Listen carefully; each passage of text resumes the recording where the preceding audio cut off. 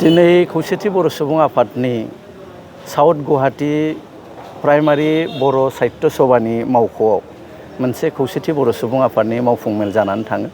बे मावफुं मेला गाहायै बर' कछारी अनसाय गावहायुङारि खुंथायनि गामि जि फारिलाइ मोनसे सरकारा बरननानै होदों दाखालि 2 अक्ट'खालि बिनि सायाव जोङो सावरायो। गोबां सावरायलायनायनि गेजेरजों जों मोनसे बाथ्राखौ रोखा जादों जे जोङो जिहेतु खौसेथि बर' सुबुं आफादा जोंनि बर' गामिफोरनि सायाव बर' कछारी अनसाय गावहायुङारि खुंथायाव सोसननायनि सायाव जोङो खामानि मावबोबाय थादों आरो बिनि सायाव जोङो जिल्लाफोरनिफ्राय दिनै रिपर्ट लादों। थ' रिपर्ट लानानै जोङो मोनथिदों जे गोबां गामिफ्राव गोबां जायगाफ्राव गोबां मानसिफ्रा बिनि सायाव मोजाङै बुजियाखै जे मारै जानो थांगासिनो दङ, गामिया मारै जामारगोन, काउन्सिलाव मारै हाबमारगोन, नैबे बाथ्रानि सायाव एसे बुजिनो गोनां दङ। ओंखायनो जोङो दिनै मोनसे सिद्धान्त लादों खौसेथि बर' सुबुं आफादा जे जोङो खोब नैबे साननैसोनि गेजेरावनो गासैबो बर' कछारी अनसाय गावहायुङारि खुंथायाव गोलैनो गोनां जि जिल्ला आफादफोर बे जिल्ला आफादफोराव थांनानै बै ओनसोलनि रायजो राजाजों जोङो बिनि सायाव सावरायलायगोन आरो बेयाव गोबां रायजोआ गोनो गोथो जानाय मोनसे बाथ्रा आं बेखौ नैबे मिडियानि गेजेरजों बुंनानै होनो नागिरदों जे गोबाङा जोंखौ सोंलु सोंदों जे गोबां हारसा गामिया जोंनि काउन्सिलाव हाबबाय, नैबे मारै जागोन। बेखौ रोखा जानाया मोजां जे जोंनाव न'खरसेबो बर'नि बादै दस्रा हारिया हाबनाय नङा। थ' बेयाव मोनसे बाथ्रायाल' नैरै जादों जे भिलेज कड 2011 मायथाइनि जि भिलेज कड, बे भिलेज क'डखौ बेस खालामनानै जों खामानिखौ मावदों जे रेभिनिउ भिलेजफ्राव गोबां सुब्बाफोर थायो। हमनानै ला ए नामनि गामियाव 10 घर हारसा मानसि दङ, 10 घर बर' मानसि दङ। अब्ला बेयाव बै 10 घर हारसा गामिया जोंनियाव फैनाय नङा, 10 घर बर' गामियाल' जोंनाव फैगोन, खिन्थु बे गामिया जोंनि लिस्टआव थागोन। बियो मोनसे एड्रेस बायदिल' जागोन। नैबे बाथ्राखौ रोखा जानाया मोजां।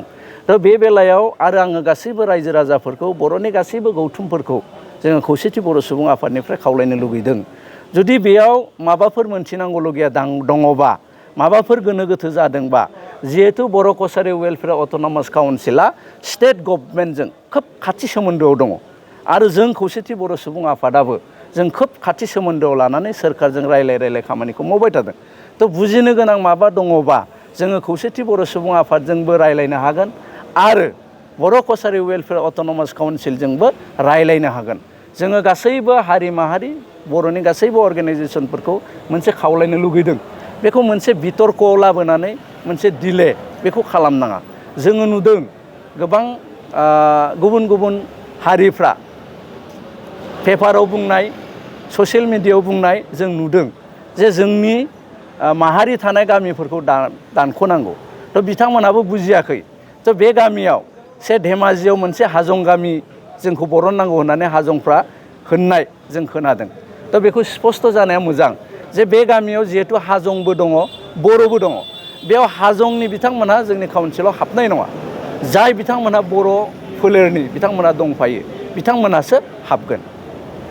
আমি সংযুক্ত বড়ো গণমঞ্চৰ আজি কাৰ্যনিৰ্বাহক সভাত এই বড়ো কছাৰী ৱেলফেয়াৰ অট'নমাছ কাউন্সিলৰ ভিলেজ নটিফিকেশ্যনৰ ওপৰত আমি খুব পুংখানুপুংখভাৱে আলোচনা কৰিছোঁ।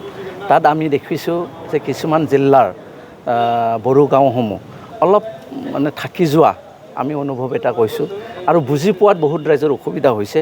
গতিকে ইয়াৰ ওপৰত আমি আজি একটা সিদ্ধান্ত লৈছোঁ সংযুক্ত বড়ো গণমঞ্চই যে আমাৰ জিলা কমিটিসমূহত আঞ্চলিক কমিটিসমূহত গৈ পেলাই আমি কেন্দ্ৰীয় কমিটিয়ে সেই অঞ্চলৰ ৰাইজৰ লগত আমি এই বিষয়টোৰ লগত মুকলিভাৱে আমি আলোচনা কৰিম।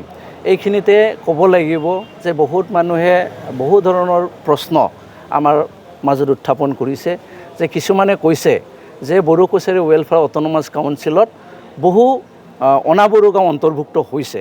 কিন্তু এই কথাটো স্পষ্ট হ'ব লাগে যে ধৰক এ নামৰ গাঁওখনত 20 ঘৰ অনাবড়ো পৰিয়াল আছে আৰু 10 ঘৰ বড়ো পৰিয়াল আছে। এই ক্ষেত্ৰত কিন্তু 10 ঘৰ বড়ো পৰিয়ালেহে আমাৰ কাউন্সিলত অন্তৰ্ভুক্ত হ'ব। কিন্তু যেহেতু বড়ো আৰু অনাবড়ো একেখন গাঁৱত তেওঁলোকে বসবাস কৰিছে, গতিকে আমাৰ আইনত সেই গাঁওখনত যদি লৈছোঁ তাত আমাৰ উল্লেখ আছে যে ইনহেবিটেণ্ট বড়ো ভিলেজ গতিকে বড়ো এঘৰ পৰিয়ালো যদি কোনোবা অসমীয়া গাঁৱৰ মাজত আছে সেই বড়ো পৰিয়ালটো আমাৰ কাউন্সিলত অন্তৰ্ভুক্ত হ'ব গতিকে ইয়াত কোনো বিতৰ্ক হ'ব লগা বিষয় নাই যদি কাৰোবাৰ কিবা বুজিব লগা থাকে গতিকে মই অনুৰোধ জনাম অসমৰ বিভিন্ন দল সংগঠন বা আমাৰ ব্যক্তিগতভাৱেও আমাৰ যেহেতু বড়ো কছাৰী ৱেলফেয়াৰ অট'নমাছ কাউন্সিল এতিয়া এই ক্ষেত্ৰত চৰকাৰৰ লগত উচ্চ সম্বন্ধ ৰাখি পেলাই কামটো কৰি আছে যে তেওঁলোকৰ লগত ডাইৰেক্টলি বিষয়টো আলোচনা কৰিব পাৰিব নহয়তো আমি যেহেতু সংযুক্ত বড়ো গণমঞ্চও আমি এই বিষয়ত কাম কৰি আছোঁ যদি কাৰোবাৰ কিবা বুজিব লগা বাকী থাকে তেওঁলোকে আমাৰ লগত আহি পেলাই আলোচনা কৰিব পাৰে গতিকে অসমৰ সমূহ ৰাইজক আমি অনুৰোধ জনাব বিচাৰিছোঁ যে আমি আশা কৰিছোঁ আমাৰ চৰকাৰৰ ওপৰত এটি দাবী যে এই বড়ো কছাৰী ৱেলফেয়াৰ অট'নমাছ কাউন্সিলখনৰ যি ভিলেজ নটিফিকেশ্যন এইটো খুব সোনকালে কৰি যে কাউন্সিলৰ সমষ্টিসমূহ গঠন কৰি খুব খৰতকীয়াভাৱে ইলেকশ্যন অনুষ্ঠিত কৰি পূৰ্ণ পৰ্যায়ৰ এটা কাউন্সিল গঠন কৰি আমাক দিব লাগে